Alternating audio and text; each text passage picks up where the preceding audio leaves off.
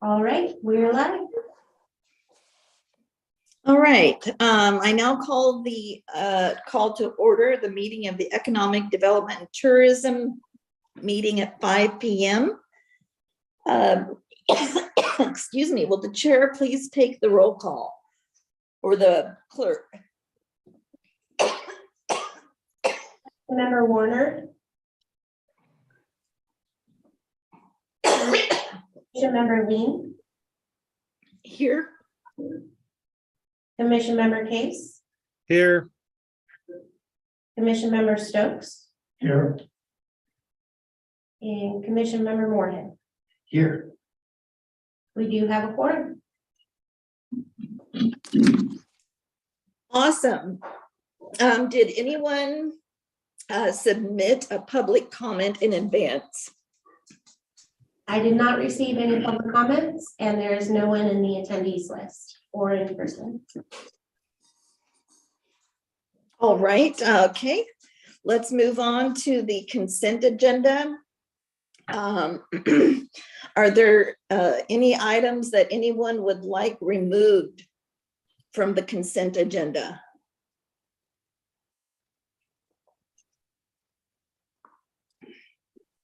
Okay, do we have a motion to approve the agenda for March 6th and the minutes from February 6th, please? So moved. Do I have a second? Second. All those in favor say aye. Aye. Aye. Aye. Any opposed? All right, let's move on to our guest presentation. Tonight we have Ms.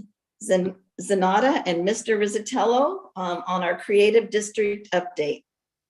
Yeah, I'll introduce this before we hand it off. So both jurisdictions are working together on a joint creative district, and we want to turn in an application for that as we get into the summer months, because if we get that, that'll be a vehicle by which to get additional grant dollars from state and private and a variety of other sectors. And then it also acts as a tourism vehicle and a business development vehicle. But there's a whole process moving forward by which to petition the state for one. This is a relatively new statewide initiative. It was only created a couple of years ago. And I want to say there's only around 13 or 14 of these in the whole state. If our creative district gets accepted, we would be the first to have a joint creative district between two cities. So in the creative district in general, as currently proposed, because it needs to be something that's like connected together, is around College Avenue and then basically Rose Street with Andy's Market, Walla Walla University, and then Whitman College is the two like beachheads on either end. And then just because the jurisdiction isn't in the geographic district doesn't mean it can't participate. It just is essentially a partner. So with that, Rebecca. Thanks, Mike. And I think we have a PowerPoint, is that right? You guys are super organized and I love all of your documents. Can we pull the PowerPoint up, Mike? Is that possible? Yeah. Perfect. Excellent. So as Mike said, my name is Rebecca Zanata. I am a consultant and I work in nonprofit management, and fundraising are my two large areas of business. I live in Walla Walla, and I've had the chance to work with Mike and the planning team on this creative district for the last 4 to 5 months. And so, Mike, I'm just going to go in the slides and then look to you to add color or commentary. Does that sound good? Yep. Okay. And what I'll say is, you guys are the first to see this. So it is considered a draft dynamic presentation. The whole goal of this presentation is to introduce what a creative district is, why would we want to do it, and what is some of the work that the planning team has already done around it.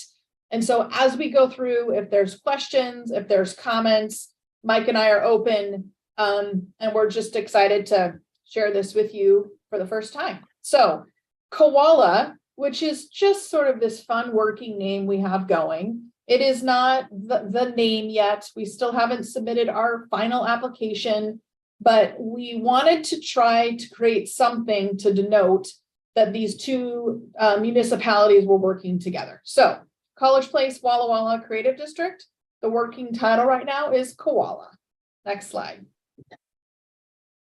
So this is comes from the Arts Washington website, and it's a quote and a statistic that really looks at the number of creative jobs in our state. It is from November 17. So as I said, this is a dynamic presentation. We're going to be working to get updated information, but this is the latest information on their website, which talks about how creative jobs in Washington have grown on average 3% since 2011. And so in 2017, it was the fastest growing sector in our state. So a great reason to think about this partnership together. Next slide. This is the current creative district planning team. So you'll see that we have representation from different arts organizations, Mike as the city administrator from College Place, Catherine Witherington from downtown Walla Walla, and then we have some other community members as well who have interest in the arts, have interest in entrepreneurship, and the idea of bringing this creative district to our state. So I'll let you just kind of look at this. And you can see this has been a planning team. We've been meeting since September together. And so we've been working a lot in terms of putting what you'll see together on paper. And so my work has been to facilitate the process and to help move this along, and with our goal of submitting an application by the end of June. So our formal application by the end of June. Next slide. So this is what a creative district is by definition. It's an exciting place to live, work, and visit. It's a focal point that defines a geographic area. It's the heart of a community for people to gather and enjoy the arts and culture that a community has to offer. And when you think about that, there's a lot of these things that College Place and Walla Walla already do in terms of for our residents that live here, as well as the encouraging others to visit here from tourism aspect. And so when we think about what it is, this is what a creative district is. It's a designation that we would put on what already exists in our state. Next slide. Mike mentioned the map. This is the map. Mike, I'm going to let you kind of just describe this process and how we started in one area and we've come to this, and this is really what is the approved map as of now. Yeah, certainly. So when we started this, really, we were trying to include all the assets. So the original map had it going from the Walmart Happy Ferry all the way out to the community college.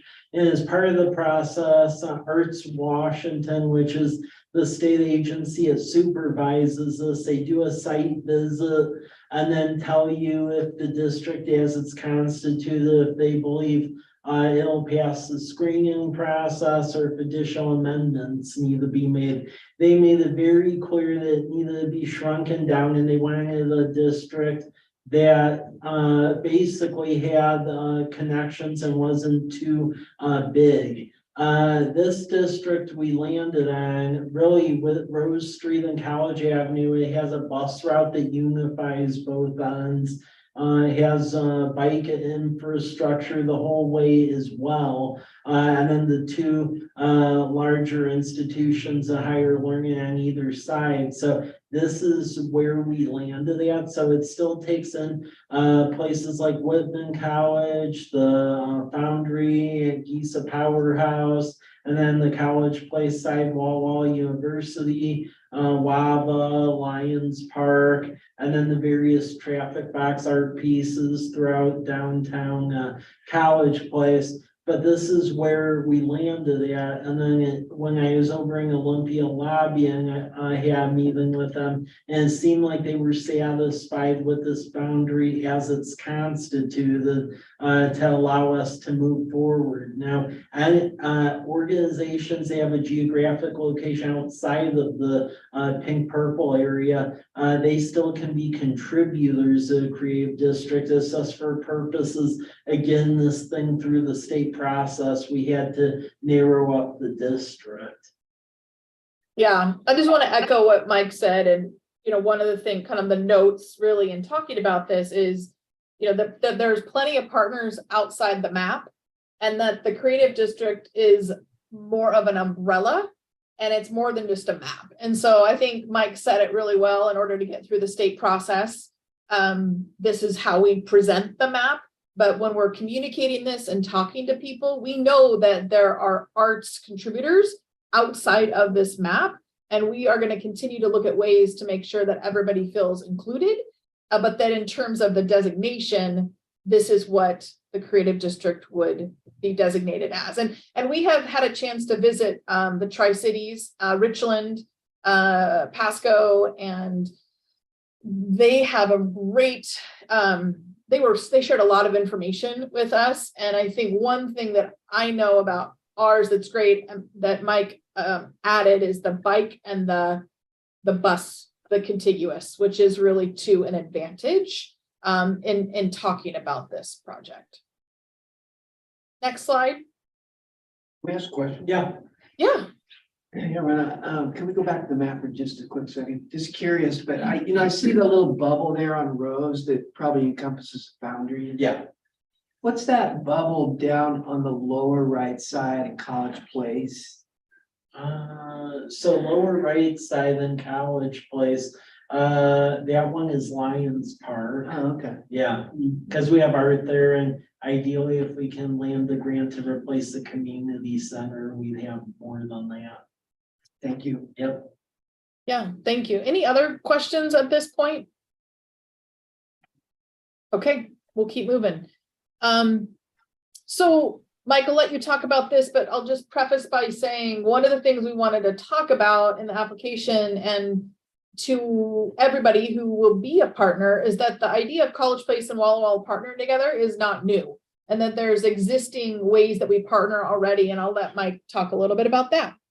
Yeah, so we're really emphasizing this because, as I mentioned earlier, when we originally approached the state about the two agencies doing it jointly, they weren't super jazzed about that, and essentially we asked, well, is there anything in the codes to forbid it? And they're like, well, no, but that's just the feeling. Reason why we suggested doing this jointly is, in the past, we've toyed with doing a downtown association here and other organizations.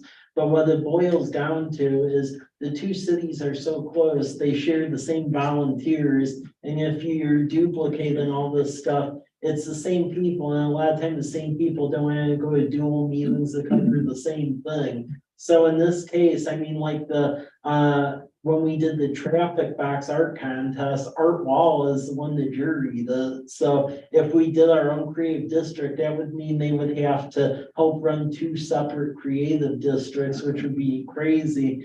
So that's why we pushed back on the state. And when it came down to it, there wasn't anything in the statute that said you can't. It's just no one did it. So they went to what was familiar with them. But to show, though, we've collaborated in the past. So emergency management and district court, that's shared with the county and the city. The county is the city of College Place and Walla Walla. We jointly collaborated on a fire training tower for fire departments. And then in process, we're trying to work on a regional broadband initiative to get the federal money down here, build broadband in the donut holes that don't have good broadband. And we went over that at previous meetings of this board. Also regionalization of wastewater we're investigating. And then the other big thing that's going on with the two cities, and when we get this drafted, it'll go to this body for recommendation, is to eliminate the whole contest between the two cities. Because when that happens, honestly, the commercial stores just think we have a screw loose and it repels them from the area. is that we're, between two cities, we're trying to work on a sales tax sharing agreement where any big box over 25,000 square feet that either goes into Walla Walla or College Place, there's a sales tax sharing agreement, and the formula we're working on has thresholds tied to percentage population, poverty rate, and then median income. And that essentially spits out a number. So we're working through it with the two cities, but we're doing that so that way we get retail up in here and it'll act as a recruitment tool, because as I said before, those retailers and other agencies just think that we're crazy like Sheila of each other when it's the same retail shed. Thanks, Mike. Next slide. So this is the work that we've done together as a committee, and we are interested in, again, thoughts, feedback, insight. Our draft vision is art is always included and people are always included in art. Pretty simple, straightforward. As we think about the creative district, art is always included and people are always included in art. Any gut reactions? It's the best thing you've ever seen, or it's the worst thing you've ever seen, or anything? It's very good. It's very, very good. Okay, I like to hear that. Thank you. Next slide is our mission. So arts connect, celebrate, support, and bring vitality to our economy. That's our draft mission. Arts connect, celebrate, support, and bring vitality to our economy. Now, what I will say is the toolkit, we have a great toolkit provided by the state. It's lengthy and it's suggested that we have a vision. It suggests that we have a mission and values. And so part of the reason we're sharing these with everybody, and I'll speak a little bit to how we're going to continue this community and engagement piece, but that is the draft, the mission for right now. Next. And our values: social innovation, empathy, joy, inclusion, relationships, community, and serendipity. You can see all the personalities in the room, right, with these different values. But we really wanted to communicate this inclusive place. Again, the idea of this creative district being this physical location with these partners. These are the values that we want to embody when we think about and talk about a creative district and what it will bring to our communities. This is how we will lead from. Next slide. So our goals. So they asked us to put together 3 to more, and because I do this work, I'm saying 3 goals, period, because early goals, we want to make sure they're achievable. And so the first goal is to develop a sustainable organization with diverse revenue streams. And what I should say in this stage is we will have an arts administrator, and that will be Art Walla. And so they ultimately would be the partner between the two municipalities, Walla Walla and College Place, but they'll be the ones that help actually operate this creative district. And again, we will be defining what that means, but that they ask for someone to raise their hand so we can check on the application that someone will be the administrator of the creative district. And because, as Mike said, their influence in both communities, presence, that they would be kind of the best in terms of objective to do this. Goal number 2 is to engage our community with collective involvement and continued buy-in. So really what that means is, okay, you've got this planning team and you've got this application that we filled out. Now, what does this creative district mean? How do we build this together so that it becomes something that does bring revenue to our communities, that does bring people, business, etc., to our community? And goal number 3, to support, develop, and grow our Walla Walla and College Place creative economy. Because ultimately that is the goal, is to grow that creative economy. And as we know, it's a contributing factor to both of our communities in terms of what it brings. And so the creative district will enhance that. Mike, anything you want to add? No, cover that well. Okay, next step or next slide. So what does community engagement look like right now? So focus groups. So we're considering this part of a focus group. And telling you about it, making sure that you know what's going on, that if there's feedback, we're taking that feedback. We'll be doing some individual interviews. We'll be doing an online survey. We'll be doing community meetings. Then we fill out the application. And then the hope is that Koala becomes a reality. So that is the process in which Chewelah is another creative district right now. And Chewelah, we've been in contact with them about how they did their community engagement and trying to pull from Port Townsend with our new Walla Walla Chamber of Commerce Executive Director being from Port Townsend. You know, we've got some people who've been through this process in the application to make sure that it's successful and that we get the yes and go from, I think we're a gray dot right now on the website, Mike, is that right? Yeah, Yeah. we want to go from a gray dot to an actual, I think it's a red dot or something, which means that you're designated. Yeah. Where's Chewelah again? Chewelah They're, north. they're north of northeast, right? Spokane. Yeah. Like if you go north toward like Cowville and that area, it's that way in Stevens County. And how does that relate to Port Townsend? They're both creative districts, so they both utilize that as economic development tools, so they're the pioneer of it. And then some others, City of Olympia is, and then nearby, the one we visited is Kennewick, the whole South Columbia area from like Clover Island up to like the downtown area. That's now a designated creative district. How many total did you say are in the state? I want to say right now it's around 12 or 13. Yeah, that makes sense to me. Moses Lake is the newest one. Oh, is it? Yeah.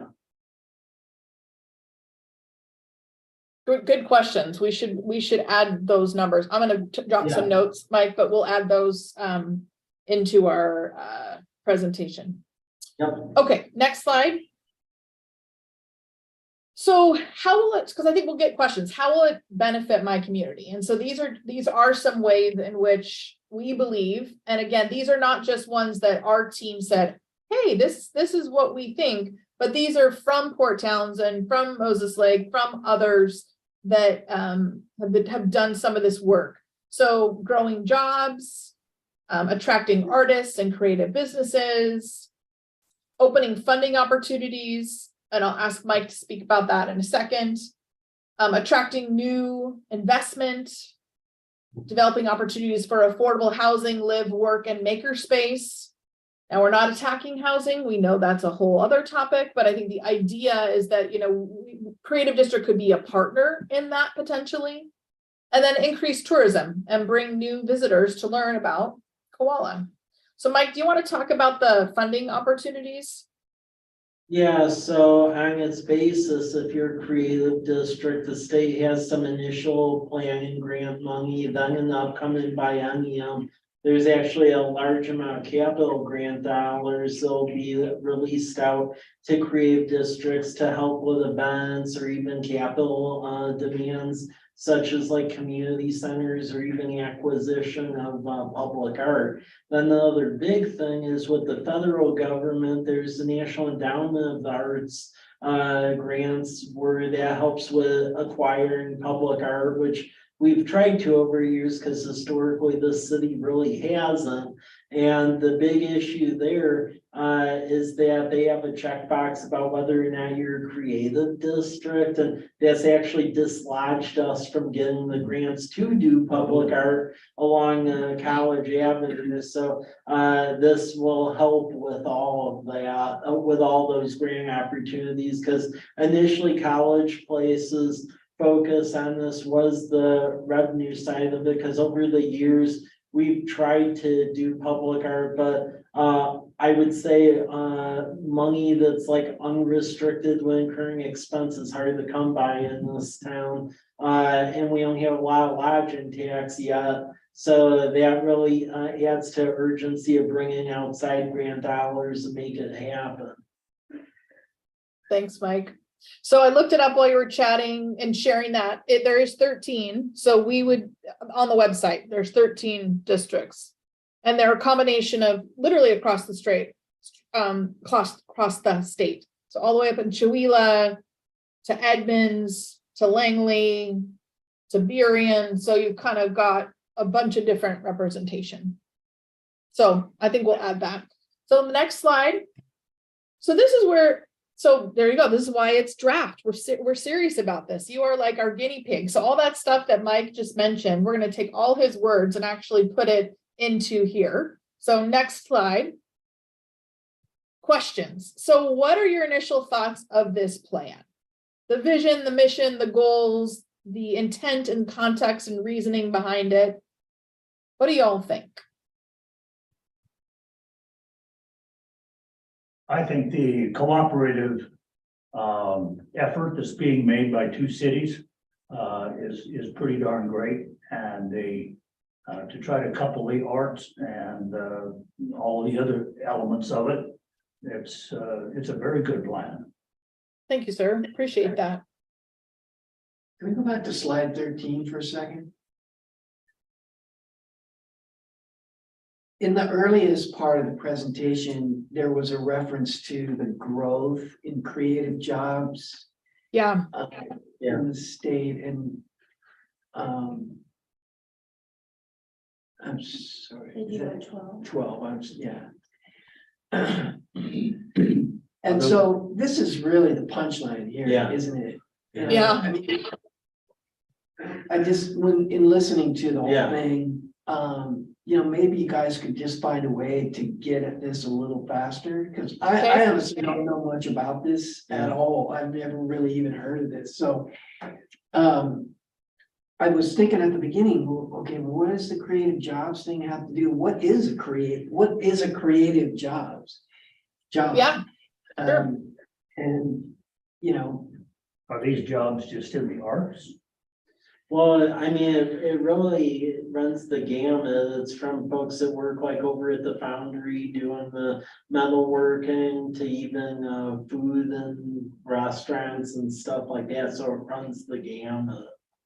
if you have entrepreneurs that are producing art, does that count in this whole thing? Yeah. Yes.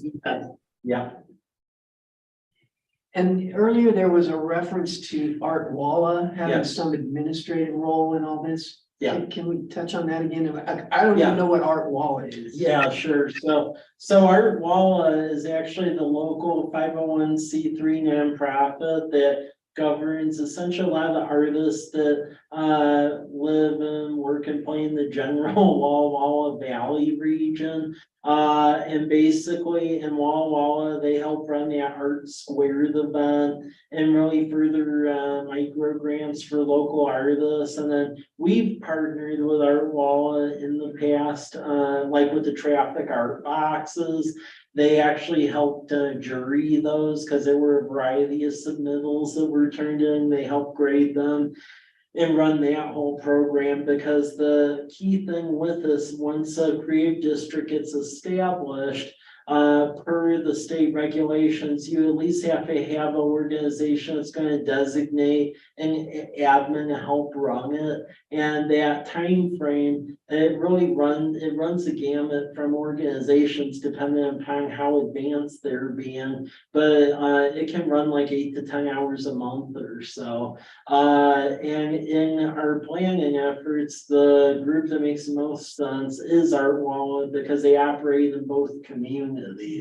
Because like, for instance, while City of Walla Walla has an arts commission, how we handle public art in the city here is our Park Arbor and Rec Board. They actually govern public art in the city. So there's quite a bit of nuanced difference here, but regardless, Art Walla operates in both jurisdictions. Could you touch on the development opportunities for affordable housing?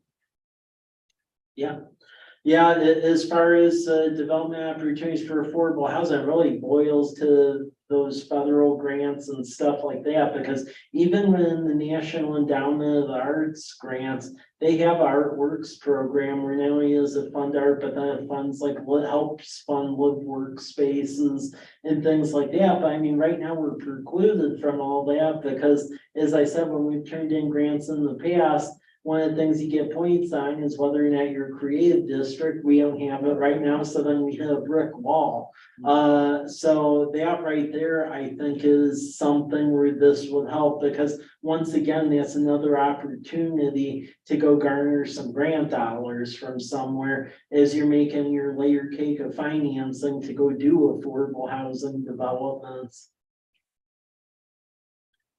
On that slide that talks about the, I think it was your upside down funnel where you're starting with the three goals, the three main objectives. I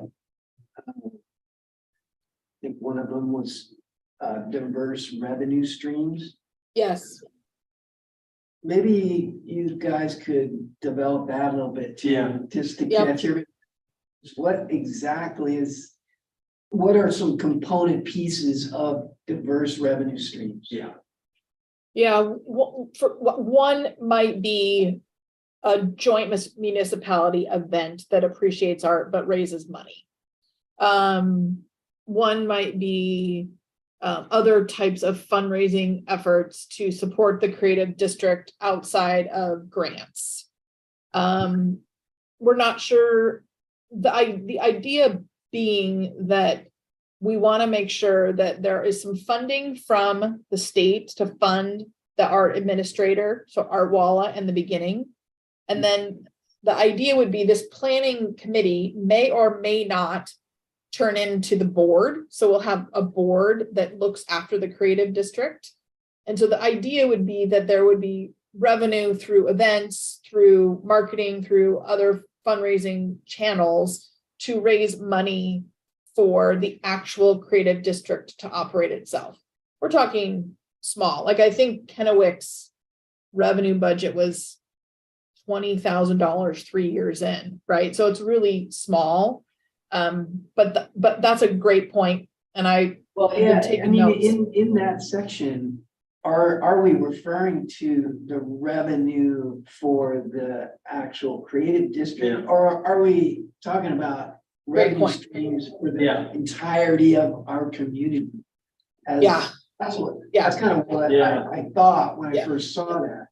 Yeah, so we need, what I'm hearing you say is we need to connect that's part of the creative district, right? There is a revenue stream to the district, which would be the municipalities of funding, but then there's actually the district itself that needs some revenue sources to sustain itself. So we can talk about that. That's helpful. Okay. Great points and questions. What about anything exciting about this beyond? I mean, I appreciate the two municipalities working together. That's a great point. Anything else that's exciting or that concerns you that we need to address? I can't appreciate you how much you've already just given us some really good feedback. So if there's anything else exciting or concerning, please share. In a koala event, Yes. is it going to be scattered throughout this district? Or will it be concentrated in one location? Where are those No. facilities, if that's the case?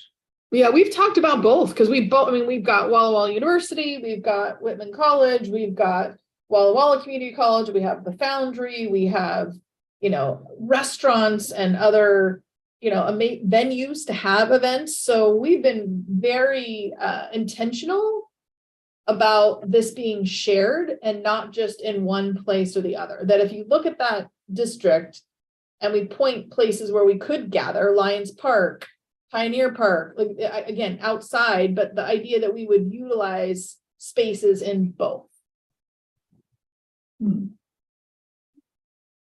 My general impression is it's really cool and kind of exciting.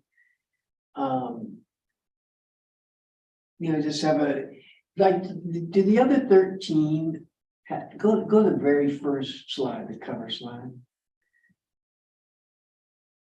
Have the other 13 districts all come up with this kind of branding approach to creating, whether it's an acronym or whatever name for the district? I'm not sure about all 13. I just know about the one we visited. So in the case of Kennewick, they did. So there's a SoCo for South Columbia, because Columbia Boulevard goes through there. So now they brand all their stuff with the SoCo insignia.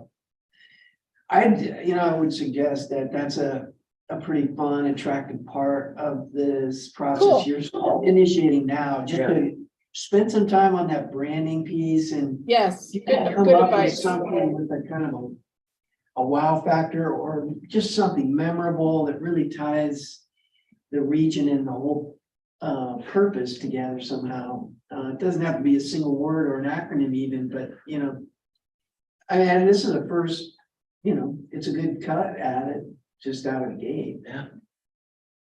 Great. We like that. And you're right. We were thinking about brand, right? The koala has like a bell or a lantern because of a whole story that connects it, right? And that we know that people react and respond to great stories. And so, we'll continue to work on that, but I appreciate the feedback. Well, I know you appreciate your time on the agenda, Mike and I both. And just know that, again, this was great. Thank you to be our first to listen. If there's things that you think about, obviously reach out to Mike. Mike will bring them to the committee. We're going to do the same at the Economic Development Forum, the same presentation at the Economic Development Forum in Walla Walla. We're going to be doing it at the Arts Commission. We're going to be doing it in different places between the two municipalities. Our goal at this point is we understand you probably don't know about this, and we want to make sure that you do. And so that we're gonna do this engagement over the next probably 2 months to make sure that people know what this is and what it could bring.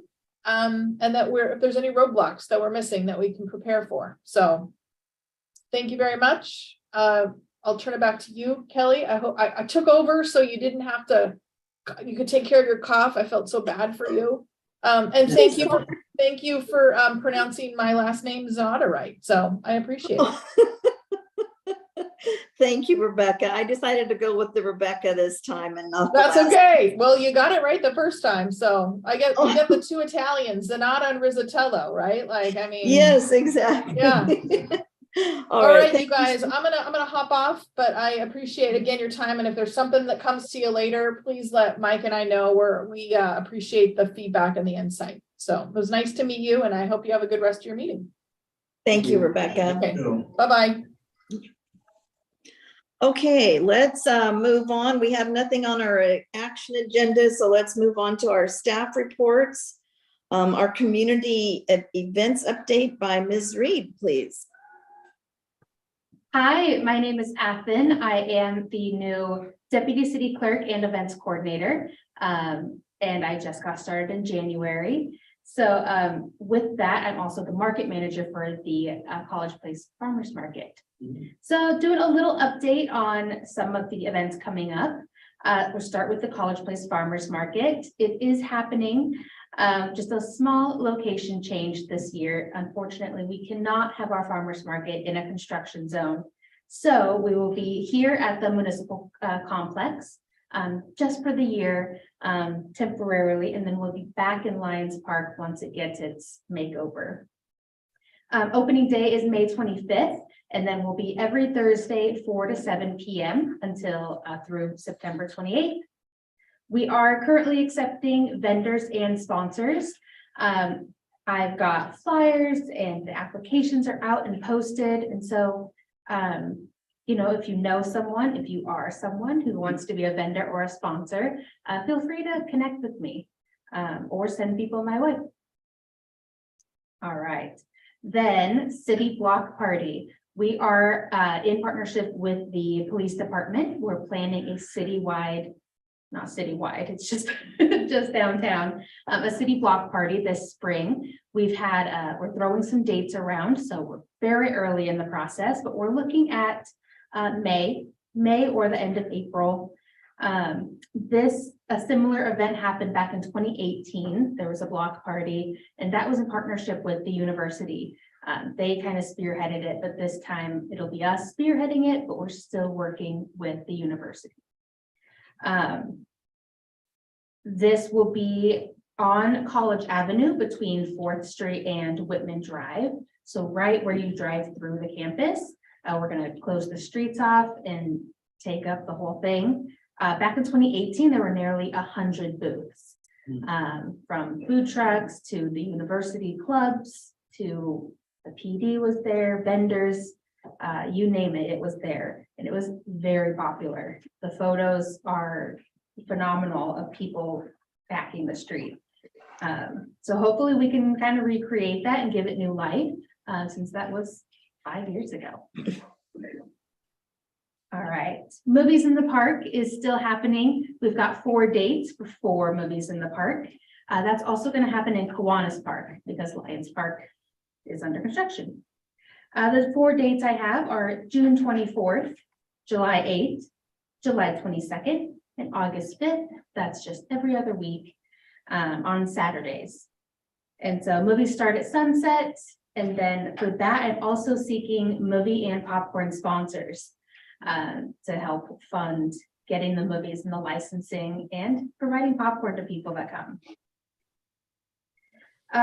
Other major events that are still going to happen. We've got Freedom Festival, July 2nd, Harvest Festival and Trunk or Treat, October 30th, Winterfest and the Light Up the Avenue Parade, December 7th.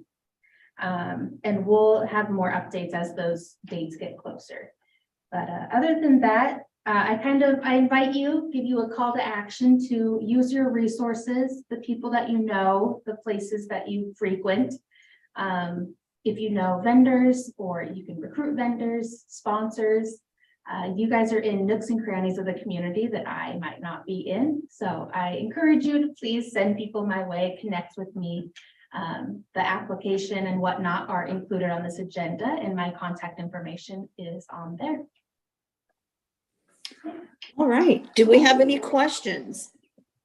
One other thing to add, although we're letting them do this, we aren't really running it, but the spring fling, they traditionally was held in Walla Walla.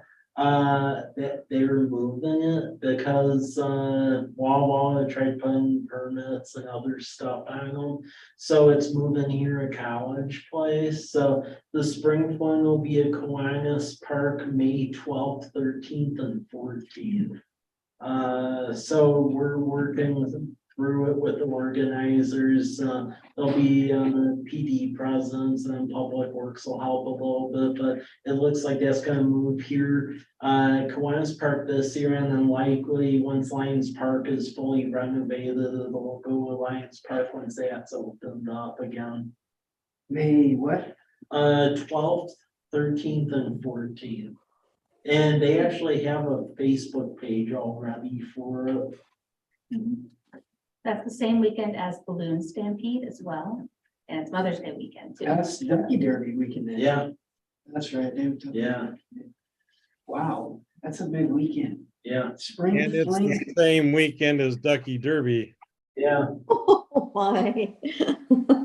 So I'm presuming we will not do the block party on May 12th, 13th. No, Okay, and I'm also presuming we do need to do that in May or April, just due to the university being, if the university is going to take part with this, on this. That, and there's a grant that we're gonna be utilizing with the PD that has a deadline. And so we want it to be a springtime block party. Gotcha. So the university is on board with us on this then? They are not necessarily spearheading it in any ways, but they're going to provide the stage for entertainment, help with tables and chairs, and bring their students to buy things. So Okay, will they be having any of their clubs participating like they did 5 years ago? yeah, I'm gonna let them do that, but potentially talk to them about doing it less so that it's less of a student activities fair and more of a community event. But there see. will be some representation from Walla Walla U. Okay, good. Good. All right, if there aren't any other questions, shall we move on to our retailers, our discussion on our retailers and restaurants by Mr. Rizzatello, please? Yeah, so this time of year, I typically open it up to this body because in about 2 months, the cities and the port go to the International Council of Shopping Centers Convention to talk with the retailers and restaurants. And a lot of times you get little 10-minute increments, and a lot of times they like get dual scheduled and so forth. And just so we understand what's of the utmost importance out in that paradigm, just seeking guidance from this body for this area. What are the retailers and restaurants that really you all like to see it come here? What ones do you hold the greatest weight on? So I'm opening that up for discussion right now. Okay, so you're wanting feedback on Yes. what retailers we would like? Yeah, retailers and restaurants. Boy, the list could go on and on for me. Does anybody have any other ideas? Fred Meyer is on the list. Yeah. Costco, are we still working on that? That we are definitely still working. I can't get too deep into that one though. Okay. Target, Okay, What is, Target, sure, good one, okay, good one.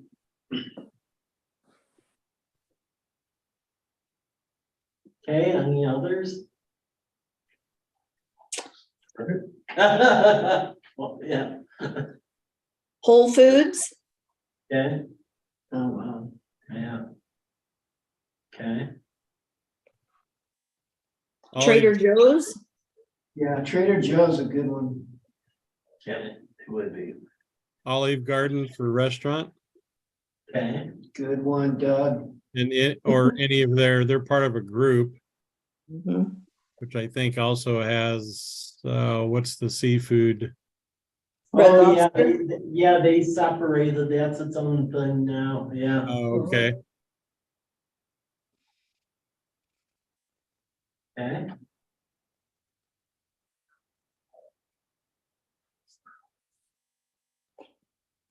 Cheesecake Factory, which I Okay. doubt would happen.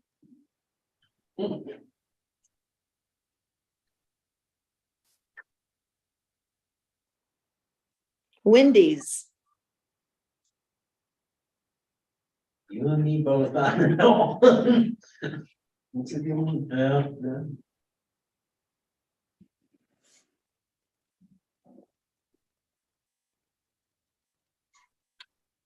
Jersey Mike's. Okay.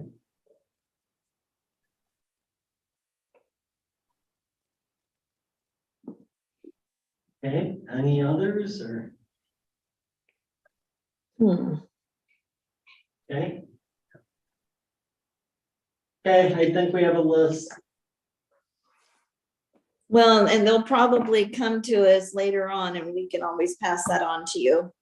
Exactly. Okay. Let's move on to our development tracker by Mr. Rizzatello. I won't go over all of these because a lot of them don't like change over all that much, especially this early in the spring season. But a couple of the points here, and this will come in a later agenda item. Villages of Fort Walla Walla is back on track again. That's the apartment complex behind Home Depot. And we've attached the site diagram, and I'll get into that a little later why, but that's a key one. Also, the Handies, they bought that site off of Southwest Sixth Street that used to be the old mobile home park behind like where Rogers School used to be. And that they are doing a plan for 42 apartment units back there. So that's another new one. It looks like they're gonna go aggressively on that. Villages at Garrison Creek, the last phase, the 13-14, that is moving forward as well. We're working through the final engineering on that, but it sounds like they're gonna break ground on all the infrastructure this summer. And then the Vesper development, which is the 3-story apartment complex, the next block over here, kitty corner from Circle K. They are aiming to actually ground break on that within a month. So that's gonna be a very big deal, and as you all recall, that was the first project to take advantage of the catalyst incentive that y'all granted, so that's a very big deal, that one. The Chipotle, they continue to do the renovations inside the former Chase Bank and splitting it into 2. It's still on par for in the summertime, that they have will open up, so that's the next one, there. But yeah, those are the key developments moving along, and then, Haven Homes Homestead, we're working through, with them for about 30 additional units and the east side of Domes near that detention pond. They're trying to do a bunch of little homes along there, pretty much similar to like cottage housing. But they'll be along Domes right behind that detention pond that goes from Carver up to 4th. So it looks like they're planning on breaking ground on that as well. So yeah, a lot of stuff's going in. They have Villages of Fort Walla Walla, though. It sounds like they're getting back on the table to want to move soon. And I want to make sure that you'll see why, but I want to make sure that you're acquainted with the plan for that. Because at a future meeting, you'll be asked to make a decision about that. Okay. All right, any questions? All right, let's move on to our pavement rating study, please. Okay, so this is just information for you all to review. We have pavement rating study done. This is actually the first time we've actually had a professional one done ever in the city. Because historically it was the past public works director eyeballing it pretty much. And over the years, we've been good at giving grants for federally classified roads, and we've been good at federally classifying roads that weren't classified. And it's important because for the grants, you can only get a grant for a federally classified road that typically has over 500 vehicles a day on it. Reason why I thought it was important to get the study done is with the good amount of grants we've been given, we're getting to the point where probably in the next year or 2, we're gonna be out like roads to federally classified. So we'll be going after money to fix Majani or fix 12. But some of the roads we get a lot of complaints about are like, for instance, Birch, Cedar, smaller ones like that. And those ones you can't federally classify because there's not the traffic count on them. And also, as vehicles in the state have moved toward gas vehicles to EV vehicles and things like that, our gas tax has been on the decline every year too. So what that essentially means is that the amount of roads we're able, like local roads aren't federally classified, we're able to keep up on the delta between those two gets further and further apart every year. So take a look at that study. You'll see that there's various options in there in the future for what to do if we want to keep them in the condition. Basically, the average PCI rating, which means the condition of the pavement, is in the mid-70s right now. And to keep it that way, where the delta doesn't get even wider, they're essentially recommending the eventual doubling somehow of money coming in to fix the roads. So pretty much the decision that's going to be left at as far as how to make that happen is if we don't want the roads to too much deteriorate, Follow Wallace Leader, what they did was years and years ago, they did that voter approved transportation benefit district sales tax, and that brings in the money to fix the local roads.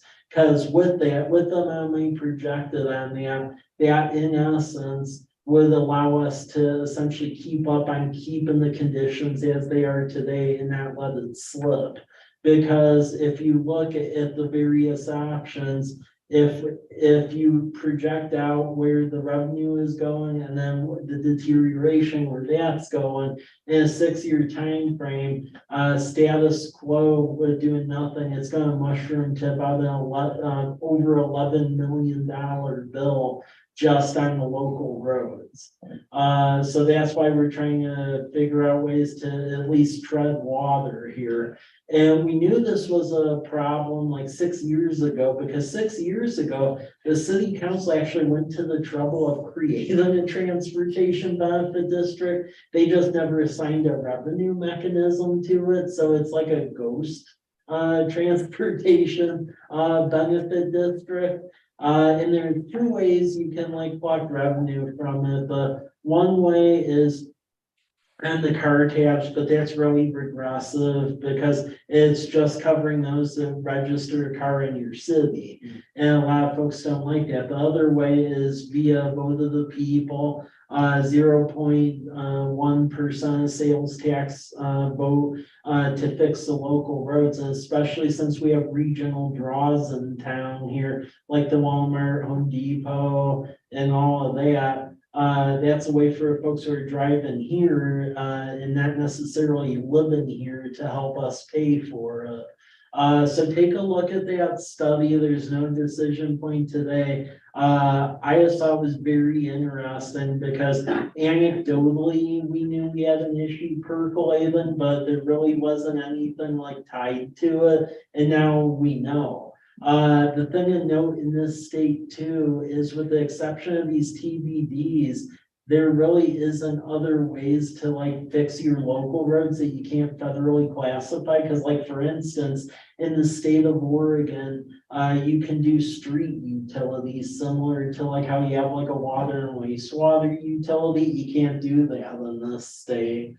Also in other areas, you have like vehicle stickers and things like that. That doesn't necessarily exist either. So I mean, really, you're left with deterioration, or you're left with trying to do a vote like this, because for how small of a jurisdiction we are, I will say, we've done a good job of federally classifying about everything that could be federally, but I mean, it's gotten a level where I even got an email from the state, like, seriously, you're federally classifying that, because we have roads like right up against each other, which is not normal statewide. We've gone so far as to federally classify scenic view, for instance, from commercial drive to large. So we're trying to classify everything, but we're about out of ammo on that. Because unless you're gonna start having people drive over vehicle counters repeatedly with the same car, and at some point that'll get found out too. So we're at about the end on that. So we'll have to make a decision of do we roll the dice and let stuff deteriorate, or do we figure out another way? So take a look at the report and let me know if y'all have any questions. But this is the first time we've ever had like a comprehensive one. Okay, any questions on that?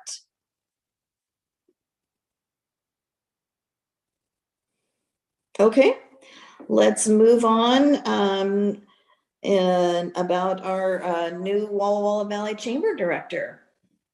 So I thought I'd let y'all know this because that person will be a member of this board. So right now interim director is Kathy Covey, and she'll be interim till the end of April. I was on the hiring committee for this position. So the position offer got extended to Miss Arlene Allen. She accepted it. She'll start at the beginning of May.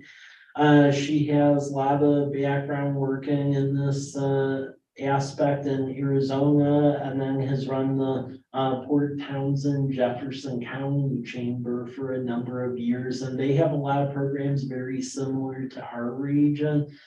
She was basically looking at staying in the Northwest, but she didn't want to be so far removed from everything, so that's why she was like looking over here. So we're excited to have her start, and it'll be a great addition. So, yeah. I just want to make sure you're all aware of that. All right, and she'll be starting with us in May, then you said? Yeah, and when I was on hiring committee, we also did a drive-in tour with her of all the communities, so she's aware of the area outside of Wawa to make sure it encompasses everything. Okay. Well, good deal. Okay, let's move on to our villages at Fort Walla Walla, please. Okay, so the villages of Fort Walla, if you could click on the plan for it. And as we get additional information, we will send it to you all. But this is that property behind Home Depot, so that property was split into two pieces. The eastern 2/3 of that property still belong to Bob Price and is zoned commercial. However, the western third of it was bought by a company called Farron Group, and they're out in Missoula, Montana. And they originally proposed this a couple of years ago before COVID hit us, and then there was some very bizarre litigation between them and Mr. Price that I won't get into, but that has finally been solved. So they're ready to move forward. They are going back through the process on this, because as it was originally portrayed, it was going to be very high income apartments. They have since changed that. So it's going to be mixed income apartments with an affordable housing aspect to it. Probably about 20% affordable housing. I mentioned that because I expect to see an application from them for the multifamily housing tax exemption. Now, with the tax exemption, just to get everyone up to date on exactly what that is, because up until a year and a half ago, we actually couldn't even offer it because the state had a bunch of crazy rules around it, where the only jurisdiction in this county it could was Walla Walla, but they changed it, and now everyone can for a limited time for the next 5 years or so. And what it is depending on the amount of units that they're gonna offer affordable and what the public benefit is, they can either do an 8, a 12, or a 20-year exemption, but it's not on the land, it's just on the building. So they still pay the full portion on the land. But it's the building portion. I'm just letting y'all know about this ahead of time because I'm expecting an application from them. And the way our MFTE code is once we get an application, our staff will do a completeness review. And if it essentially meets all the thresholds set out in the code, and the code originally was recommended by this body. But then the application will go to you all and there'll be a hearing on it. And then the recommendation then goes to city council and then they do another hearing on it. But you can see the draft plan as we get more specifics, which will accompany the application. We will send that to you. But that site as proposed, it would have like a little community center building, and then it would have about 180 apartment units back there. So definitely a lot of units of housing. So essentially, you'll just have to weigh the cost and benefit of that, because that is some property tax money is being forfeited, but then on the other hand, we are getting some additional units of housing that are affordable. And then I'm also trying to work with I'm getting some additional public infrastructure benefits as well as part of that package. So once we have all that in hand, you all get it and enough time to make a good decision. If I just want to make sure this was on your radar that's coming through the pipeline. Okay. Any other any questions?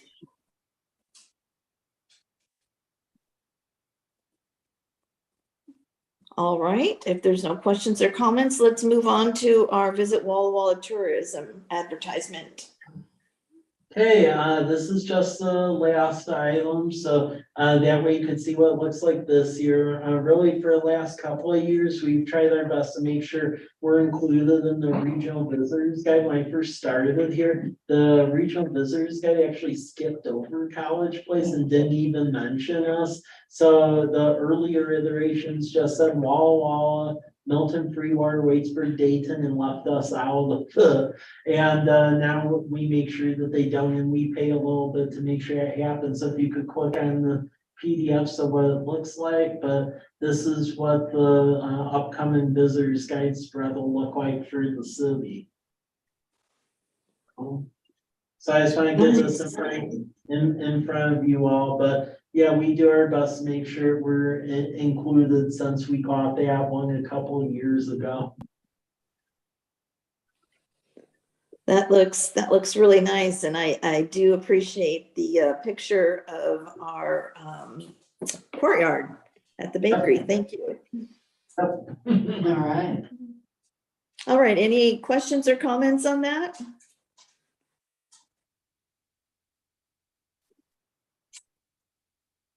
Okay, well, it looks like our next meeting is going to be on April 3rd. And do I have a motion to close our meeting? So moved. And do I have a second? Second. And all in favor, say aye. Aye. Aye. All right, thank you very much. Thanks, Kelly. Thank Thank you. Sorry about the coughing spell.